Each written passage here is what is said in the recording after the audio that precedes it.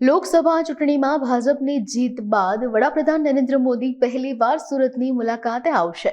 આ દરમિયાન CR પાટીલ અને ગૃહમંત્રી હર્ષ સંઘવી નીલગિરી મેદાન પહોંચી અને કાર્યક્રમ સ્થળની મુલાકાત લીધી હતી। આ ઉપરાંત 7 માર્ચે સુરતમાં નીલગિરી ગ્રાઉન્ડ ખાતે વૃદ્ધ સહાય પેન્શન યોજનાનો કાર્યક્રમ અને 8 માર્ચે નવસારીના કાર્યક્રમમાં હાજરી આપશે। વડાપ્રધાન નરેન્દ્ર મોદી સુરતના પ્રવાસે આવશે ત્યારે મોટો રોડ શો યોજાઈ શકે તેવી શક્યતાઓ છે।